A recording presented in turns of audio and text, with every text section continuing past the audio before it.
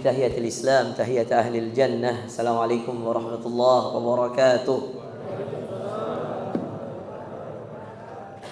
Bapak Ibu sekalian, kita bersyukur pada Allah. Kalaulah bukan karena taufik dari Allah, hidayah dari Allah, kasih sayang Allah, kita tidak mungkin bisa sholat berjamaah di sini. Kalaulah bukan karena Allah yang menginginkan kebaikan untuk kita, maka mungkin di antara kita ada saja yang masih di warung-warung di sekitar sini, atau mungkin ada yang di rumahnya nonton, atau mungkin ada yang bersantai di atas tempat tidurnya. Umar bin Khattab lah, jazahullahu khairan,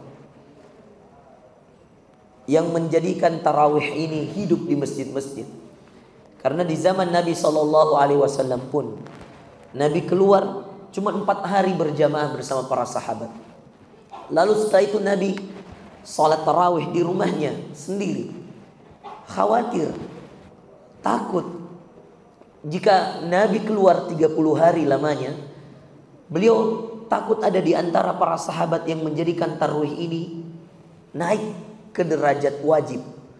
Sehingga akhirnya Nabi mengimami 4 hari. Lalu kemudian beliau salat di rumahnya. Begitu pula dengan Abu Bakar As-Siddiq radhiyallahu anhu. Ketika kemudian tarawih, beliau mengikuti jejak Nabi SAW. Beliau salat pada sebahagian malam bersama para sahabat, mengimami para sahabat. Lalu sebahagian malam yang lain beliau salat di rumahnya. Namun Umar melihat dengan sudut pandang yang berbeda. Umar bin Khattab radhiyallahu anhu, ini salah seorang sahabat Bapak Ibu sekalian, yang banyak sekali firasatnya membuat Allah menurunkan ayat dari langit. Umar, padahal dulu dia di masa jahiliyahnya jauh dari Allah.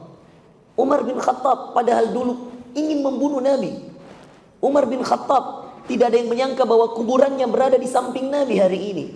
Umar bin Khattab dahulu tidak ada yang mengenal dia dalam Islam. Bahkan semua takut kalau dengar nama Umar, karena dia termasuk pembesar kafir Quraisy.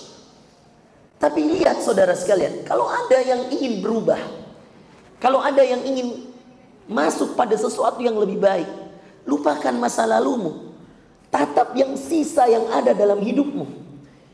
Allah akan menjadikan yang lalu-lalu sebagai sesuatu yang dilupakan oleh Allah sendiri. Kata Rasulullah SAW dalam hadis qudsi, Allah Subhanahu wa taala berfirman, "Lau laqitani lam yusyrik bi syai'a faghfartu lahum wala ubali." Kalau mereka taubat sungguh-sungguh, asal mereka tidak menyembah selain saya, apapun dosa mereka saya ampuni dan saya tidak pedulikan yang lalu-lalu. Hadis qudsi. Saya ampuni selama Anda enggak pernah menyembah selain Allah. Saya ampuni. Lau laqitani, lau laqiyani, andai mereka mau bertemu saya, kata Allah, la yusyrik bi syai'a, asal mereka tidak sembah selain saya, faghfartu lahum wala ubali, saya ampuni yang lalu-lalu. Dan ingat kata-kata yang di ujung ini, wala ubali, dan saya tidak pedulikan yang lalu-lalu. Dari Umar kita belajar Bapak Ibu sekalian tentang hijrah. Dari Umar kita belajar bahwa masa lalu bisa berubah. Dari Umar kita belajar bin Khattab radhiyallahu anhu bahwa sudut pandang seorang yang ingin memperbaiki diri kadang-kadang dicintai oleh Allah. Allah jadikan Abu Bakar As-Siddiq sebagai satu contoh orang yang saleh dari awalnya, dan Allah jadikan pendampingnya Umar bin Khattab seorang yang saleh hasil perjuangan hijrahnya. Maka Bapak Ibu yang dimuliakan Allah, tarawih ini yang punya wewenang dalam sebuah surat yang menjadi aturan pemerintah waktu itu, aturan kekhalifahan Umar ibn al-Khattab. Ditulisnya sebuah surat bahwa seluruh masjid yang di daerah kekuasaannya Umar ibn al-Khattab sampai Andalusia, Spanyol Bapak Ibu sekalian, Barcelona, Sevilla, Granada, itu semua dulu pendudukannya Umar ibn al-Khattab. Di daerah atas ada Uzbekistan, Tajikistan, Iran, Irak, semuanya di atas pendudukannya, dibawa ke pendudukannya Umar bin Al-Khattab radhiyallahu anhu. Umar menulis sebuah surat lalu mengatakan bahwa setiap masjid harus menghidupkan malam-malamnya untuk tarawih sebagai bentuk memuliakan bulan suci Ramadan, sebagai bentuk menjaga ketaatan kaum muslimin di bulan suci Ramadan. Maka dengan sebuah surat itulah hari ini kita meramaikan masjid-masjid.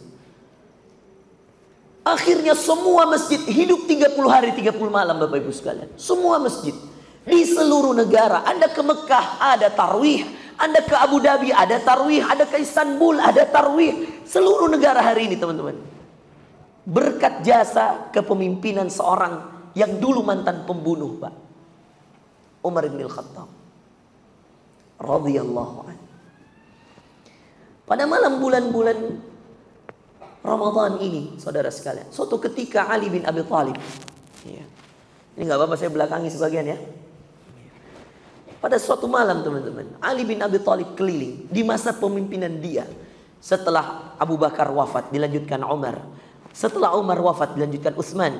Setelah Utsman wafat, dilanjutkan Ali bin Abi Thalib. Ali bin Abi Thalib adalah menantu Rasulullah SAW. Ayahnya Al-Hasan dan Al-Husain. Suatu ketika di zaman pemimpinan dia, orang lagi tarawih. Ali memutuskan waktu itu untuk tidak bertarawih. Beliau berkeliling memastikan masjid-masjid aman, nyaman, memastikan tempat-tempat daerah yang dipimpinnya semuanya baik, pelaksanaan ibadah baik. Ketika dia berkeliling, subhanallah, melihat antusias orang datang bertarawih, laki-laki maupun perempuan, keluar dari rumahnya di tengah malam setelah sholat isya, setelah siangnya berpuasa, malamnya mereka berdiri untuk sholat. Andai setiap hari kita, Bapak Ibu sekalian, andai setiap hari kita seperti ini, pagi berpuasa, malam sholat, wallah, surga jaminan Bapak Ibu sekalian. Sayangnya banyak yang tidak istiqamah. Andai setiap harinya, Pak, bayangkan ini Ramadan 30 hari, siangnya puasa, malamnya sholat. Allahu Akbar. Anda bisa rutin seperti ini, Pak, surga, Pak. Andai walau bukan bulan Ramadan, Anda bangun tahajud. Kalau Anda nggak bisa bangun jam 2, rutinkan saja sholat malam di awal waktu seperti tarawih. Karena qiyamul lail itu, Ibu, tidak harus tidur malamnya. Seperti kita tarawih ini, kita kan qiyamul lail namanya ini. Cuman bahasanya dalam Ramadan tarawih. Tarawih itu mengambil diri dalam sesuatu yang mengenakkan hati, menyantaikan hati, ruh. Tarawih nikmat ketika kemudian kita sholat. Maka dinamakan sholatut tarawih. Dilakukan pada bulan Ramadan karena hati ini jadi tenang dengan sholat ini. Tarawih karena hati ini merasakan kenyamanan dengan sholat ini dari bulan Ramadan. Ini subhanallah. Setelah kemudian kita meninggalkan bulan Ramadan, kalau Anda nggak bisa rutinkan tahajud setelah jam-jam 2 di sepertiga malam terakhir, paling tidak Bapak Ibu sekalian, Anda rutinkan ketika awal waktu seperti ini. Setelah sholat isya, sholatlah 2 rakaat, 4 rakaat tahajud, lalu sholatlah witir 1 rakaat. Kalau kemudian Anda tidur, lalu kemudian Anda bangun lagi jam 3, ada waktu untuk sholat, sholatlah. Ya. Tambah lagi tahajudnya, tapi tidak perlu lagi witir. Karena kalau sudah witir di awal waktu, tidak boleh witir lagi di akhir waktu. Kata Nabi SAW, tidak boleh ada 2 witir dalam satu malam. Kenapa? Agar sholat malam kita jadi ganjil. Karena kalau Anda witir setelah isya, lalu Anda bangun lagi jam 2, lalu Anda witir lagi, makanya nggak ganjil sholatnya. Padahal sholat malam itu dianjurkan witir. Ganjil. Wasyaf'i wal watar, wal watar wal witr. Dalam riwayat. Wal watar berarti ganjil, wasyafa' genap.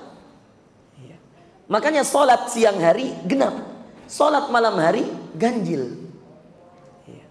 11, 23 dan seterusnya. Ini mohon maaf, saya nggak sampaikan semuanya.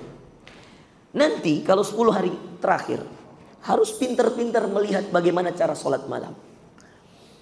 Orang yang sholat malam bersama imam, perhatikan, itu ada hadis terpisah. Rasulullah SAW mengatakan, man qama wara'al imami hatta yansarif kutiba lahu qiyamul lailah. Ini khusus sholat tarawih berjamaah, Pak. Perhatikan Bapak Ibu ya. Saya biasa heran, banyak anak-anak muda setelah tarawih lari pulang. Saya tanya, kenapa pulang? Saya mau witir di rumah. Saya bilang, Anda rugi. Saya bukakan hadisnya, saya ketikkan, lalu saya kasih lihat, coba baca ini hadis. Dia baca, barang siapa yang sholat di belakang imam sampai imam selesai, maka dicatatkan baginya. Ini dalam hadis ini konteksnya adalah sholat tarawih dan witir. maka dicatatkan baginya sholat semalaman penuh. Sholat semalaman penuh. Izinkan saya mengajarkan Bapak Ibu sekalian cara sholat kalau sepertiga malam, 10 terakhir, sepertiga akhir di bulan Ramadan. Biasanya, ini biasanya, saya ambil contoh di Mekah saja dulu. Kalau di Mekah Bapak Ibu sekalian, Madinah, Mekah dan Madinah, Masjidil Haram, itu mereka biasanya setelah sholat Isya di 10 terakhir, karena ada yang dinamakan dengan Lailatul Qadar. Maka pada 10 terakhir, Imam Sudais dan para imam-imam Masjidil Haram yang lain itu sholat 10 rakaat tarawih. Tapi di 10 terakhir tidak ada witir di awal. Lalu kemudian mereka bangun lagi, mengumandangkan sholat, ya, mendirikan sholat itu di sepertiga malam terakhir, kira-kira 1:30 Pak. Ya. 1:30 sholat lagi 10 rakaat. Jadi total 10 dan 10. Maka berapa? 20. Ditambah dengan 3 witir, maka berapa total? 23. Selesailah mereka. Tetapi di sebagian masjid kita Bapak Ibu sekalian, karena ada orang yang tidak mampu bangun malam, mungkin ada ibu-ibu yang tidak bisa datang i'tikaf jam 2 Pak.